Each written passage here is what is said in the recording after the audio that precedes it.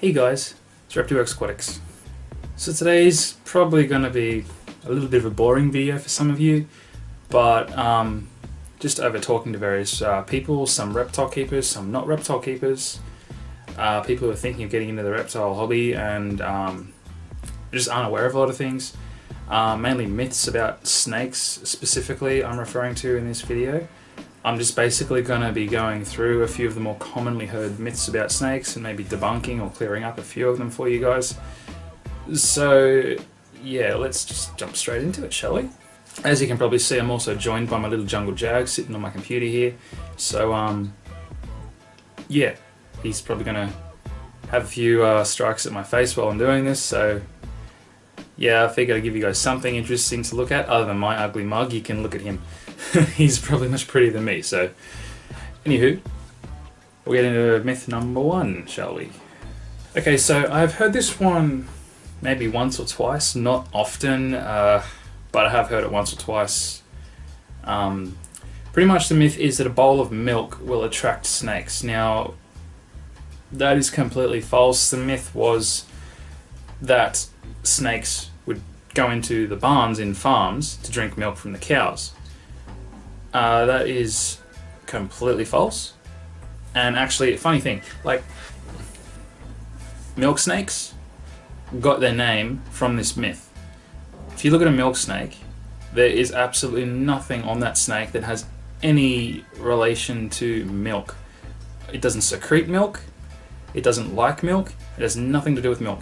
The reason that a milk snake is called a milk snake is because farmers would see them go into their barn, they would make the assumption that they were drinking milk from the cow's teat. I wasn't meant to do that. He was wandering off, so I was just trying to get his attention, and he just kind of flopped over instead. Anyway, yeah, so milk... Sorry, this guy just cracks me up. Yeah, milk snakes weren't going in the barn to drink milk off cows. They were actually going in the barn because what is found in barns in farms all over the world? Rats and mice, which is the main diet of a milk snake. Other than other reptiles, of course. Milk snakes are natural snake and lizard eaters mostly, but they won't turn their nose up at rodents. And the barn offers a very easy place to get prey, such as rodents and mice, because they're just absolutely abundant in barns. So yeah, and on top of that, even if snakes in general did drink milk, or tried to drink milk, reptiles can't actually digest dairy foods, so it just wouldn't work either way. And on top of that, try finding a cow that would willingly stand there and let a snake drink milk from its udder. It wouldn't happen, ever. So that's a complete and total myth, and that's why the milk snake is called the milk snake. Coincidentally, it's also why the corn snake is called the corn snake. Similar sort of thing.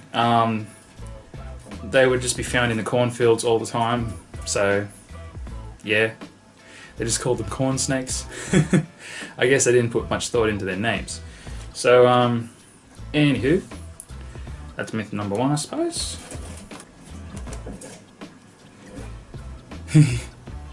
He just tried to bite my computer screen because I moved the mouse. He's so triggered, this guy. Anyways. That was extremely... I legit, like, kind of felt it. He just barely grazed me there. Okay, moving on. Okay, so... I wouldn't say this is a myth. I mean, I guess you could call it a myth. I guess it's just kind of a misconception, maybe. Like, it's kind of true, but kind of not. It's just not described accurately. So, snakes are deaf is the myth here. I wouldn't call it a myth because it is half true. Snakes technically are deaf to an extent.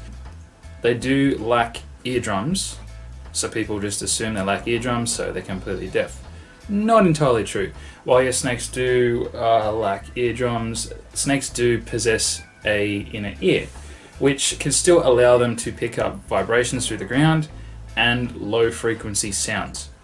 But that is what they're restricted to with their hearing. It is mostly vibrations though, because they don't have an eardrum. This is a very common one, which I hear from literally anyone who's never held a snake before. Snakes are cold and slimy. That couldn't be further from the truth. Cold?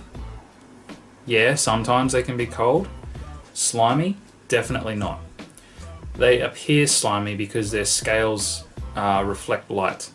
Some snakes do more than others, it depends on the snake and the colour mutation.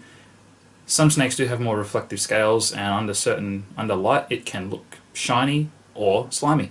But they're not slimy at all. They kind of feel more like really smooth leather, I guess you'd say. Quite soft actually. Now, being cold, again, like I said, sometimes they can be cold because snakes can't regulate their own body temperature like we can. They rely on the outside temperature of the air to regulate their body temperature. So if they're in a room that's quite cold, they're going to be cold. If they're in a room that's quite warm, or they've been basking under a heat source or sitting on a heat mat or something like that, they're going to be warm. So their temperature varies on their surroundings. Come on, Cranky, stay up here where I can see you. Snakes are out to get you. Now, this again could not be further from the truth. Snakes absolutely are not out to get us, in spite of what lots of people think. Usually people who have a phobia of snakes just assume that they're out to get them because that's what a phobia is. It's an irrational fear of something, and that's the word right there, irrational. Snakes are not out to get us, like most dangerous animals are not out to get us. I mean, we're bigger than them, with the exception of a few species of snakes, but even still they're not out to get us. They're not interested in us in any way. We are not their natural food source. We offer no benefit to them in any way, e.g. a food source or, I don't know, something else along those lines where they can benefit from coming after us or something. They have no interest in us whatsoever. They just basically want to live their life, eat the food that they're naturally meant to eat, like rodents and birds and reptiles or other snakes usually, and that's it. That's just basically how most animals work. Predators included. They're not going to mess with something bigger than them. They're not going to mess with something that isn't on their list of things they usually eat. They're not going to mess with something that could potentially fight back and harm them, or something they're not even familiar with to know whether or not they can actually engage in a fight with this other mystery animal and come out of it okay. A predator does not want to risk hurting itself and disabling its ability to hunt in the future and survive. So it's not going to mess with a person. As I say that, he goes for me. The only time a snake will mess with you, if you want to even call it that, is like right now with my jungle jag here. He's having strikes at me because jungle jags are naturally snappy, but he's not out to get me. He doesn't want to seek me out and get me. He just doesn't like me being near him, and those strikes are defensive. He's not trying to eat me or kill me. He's just telling me to keep my distance because he wants to be left alone. Just like a lot of you people who have a fear of snakes want to be left alone from the snake wants nothing to do with you, the same as you want nothing to do with it. In spite of it's striking at you, but it's usually like a snake will only strike at you if you corner it or pick it up, and it's left with no other alternative. And even then, it's a defensive strike, it's not out to get you. Really? Really, nigga? Another one which I have heard a lot of people say to me, I don't know where they get this information from sometimes, because when you really think about it, it makes absolutely no sense. There's been stories of people in some parts of the world who keep fairly large pythons, ones that get big enough to potentially constrict you and kill you. And some of these people will have, say, their reticulated or Burmese python, for example, something of that nature that gets quite large, in bed with them or lying on the lounge with them or something like that, which is what a lot of snake owners do. They like to hold their snakes and sit down and hold them and kind of cuddle up to them, I guess. Sometimes when they're a large snake, there's no real other option. They just kind of cuddle up to you because they're big and they wrap it around you. But anyway, point is, the myth is that when the snake is lying down, spread out next to its owner on the bed or the lounge or whatever, the myth is, like, the owner will say, oh, my snake's so friendly, he's lying next to me and he's so calm or whatever. There's always that one person that goes, no, he's measuring you. He's using his body as a ruler to measure how big you are, to see if you're big enough to be eaten yet.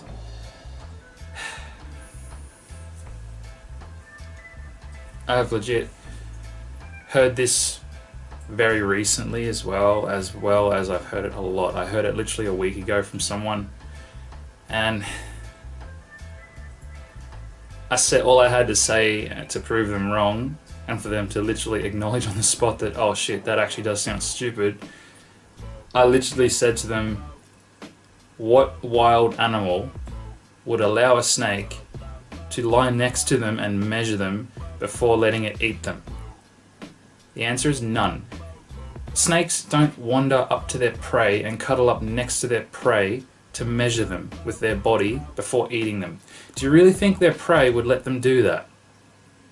No, that's not an evolutionary adaptation that they've evolved, because it just simply fails as far as finding food is concerned. So that's not true. If you're lying down with your snake or whatever and it's stretched out next to you, it's not measuring you so it can potentially eat you. It's just lying next to you, and that's it. Okay, another one is angry snakes chase people when they get too close. Like I was saying before, snakes aren't interested in us. They will strike out of defense if they're left with no other option. Like they're cornered, or usually the case, the person's trying to catch or pick up the snake or poke it or hit it or something like that. Generally, a snake will try and go the opposite direction if that is something it can do. It'll only strike as a last resort, or if it feels like its life is in danger and that's the only way of saving itself. Generally, if you aggravate a snake, it'll either go through the flight or fight mode. Usually it's flight. Usually they'll run. They'll only fight if they're cornered and can't get away. And in that situation, it's kind of your own fault. You've got to be aware of the situations you're putting yourself in. Where are you going? And my jag's climbing on my camera.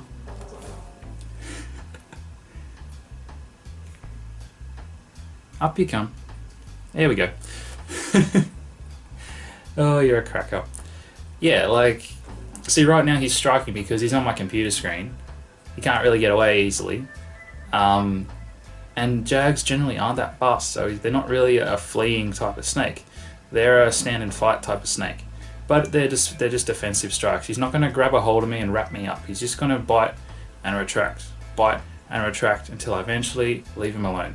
They do a lot of bluffing, like hissing, puffing up, coiling in the S shape, standing up, looking intimidating, and that's all part of a defense. It's nothing.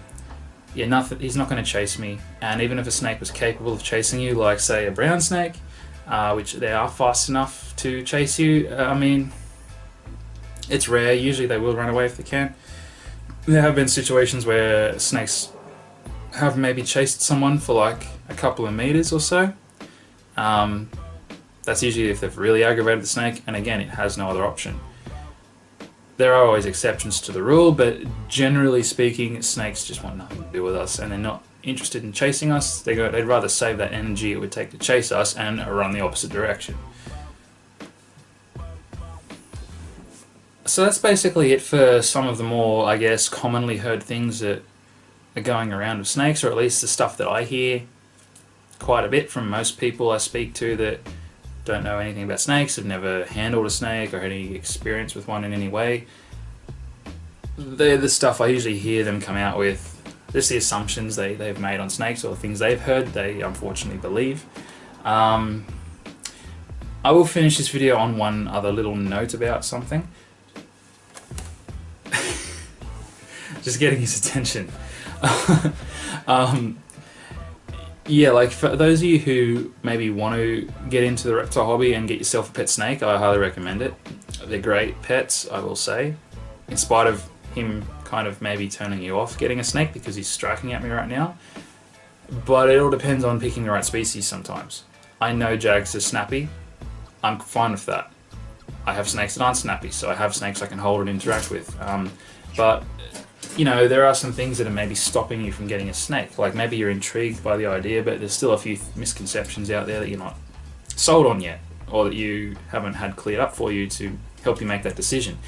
One of the most common ones I hear is that snakes are escape artists. They will escape out of their tank, and yeah, They're just a problem keeping them contained.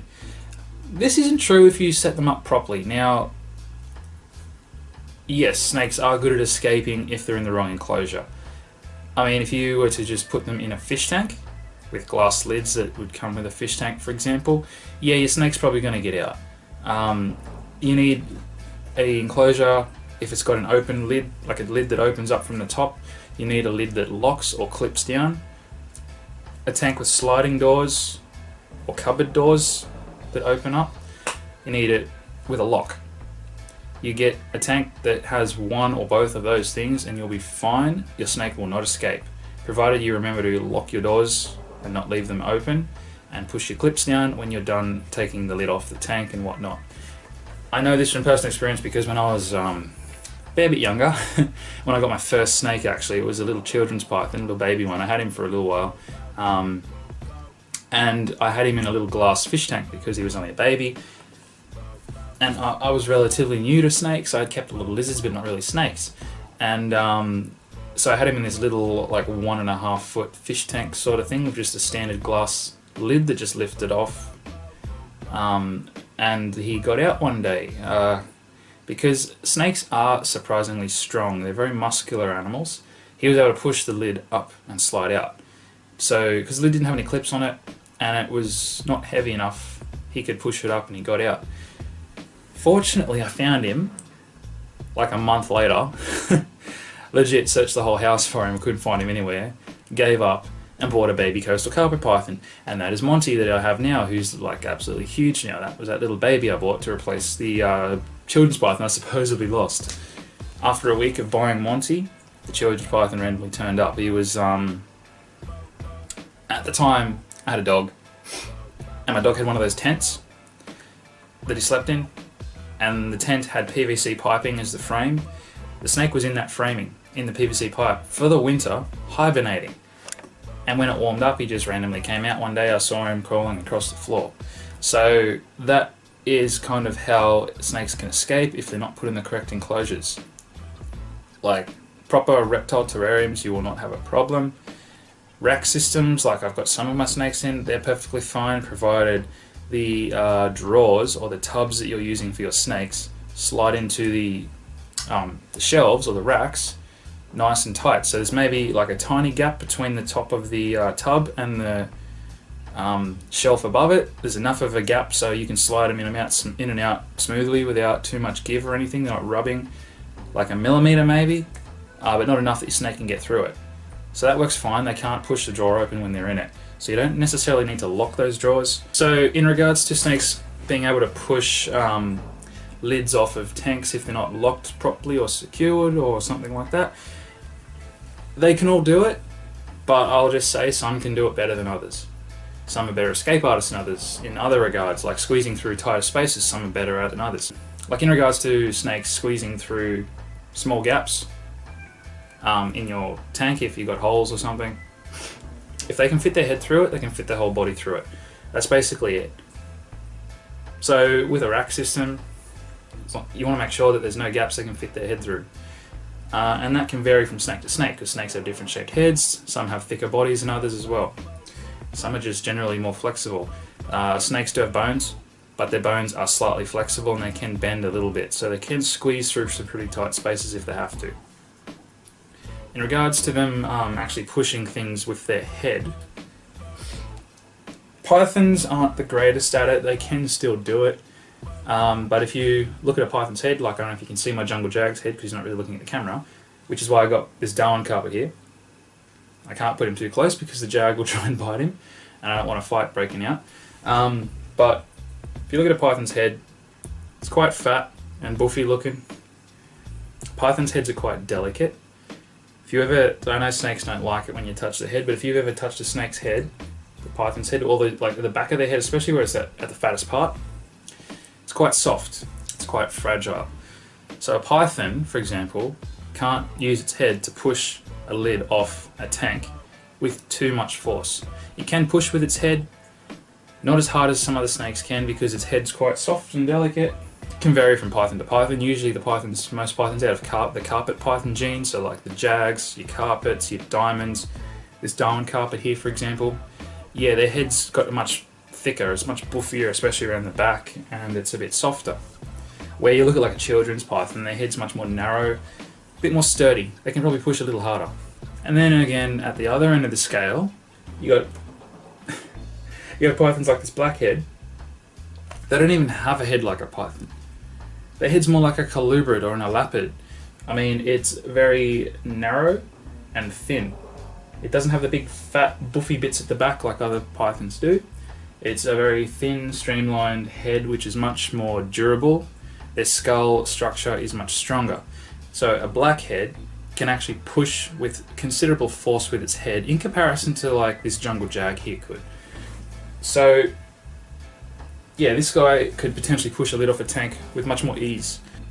There's a few snakes that can do this, like there's these blackheads, Woma pythons can do it. They got the same head again. A lot of your colubrids have the same head. Like your milk snakes, your king snakes, Mexican black kings, corn snakes, stuff like that, you know, stuff along that line. And it's a very common trait with a lot of ground-dwelling snakes, whether they're pythons or colubrids. Because a lot of these ground dwellers are burrowers. They'll use their head to help carve out burrows. They'll just, if the ground is soft enough, they can physically just bury down head first into soft sand. That's why their head's so streamlined, so it can just kind of almost glide through the sand. So yeah, they're designed to kind of use their head as a bit of a bulldozer slash a burrow excavating sort of tool. And they can use that against your lids if they're not locked. So keep that into consideration. That aside, like I said, if you've got a proper enclosure, I think snakes make a fantastic pet. They're very low maintenance. You know, like you feed them once a week, you feed them once every 2 weeks. So there's minimal cleaning because there's minimal feeding. You change their water every other day when it's dirty. You change their paper like paper once a week or once every 2 weeks or whenever they dirty it, I suppose. That's really it. Other than that, they need a heat source, a heat lamp, or a heat mat, and that's it. Maybe something to climb on if they're a tree dweller, something to hide in like this blackhead if they're a ground dweller. And yeah, you can go away on a holiday for 2 weeks and not worry about them if you need to. They don't need to be walked or played with or petted or have any affection. They don't miss you if you go away for the weekend. I mean, they're perfectly self-reliant animals. So they're absolutely great. If you have allergies, they're good too. They don't have the same problems dogs and cats do with people with allergies or fleas or parasites like, you know, a lot of mammals and birds can have sometimes. They're not as prone to as many sicknesses and problems as mammals too. So hardly any trips to the vet, if any. Maybe 2 or 3 of my snakes out of the 14 plus that I have at the moment have been to the vet in however many years I've had them for, which is quite a few years.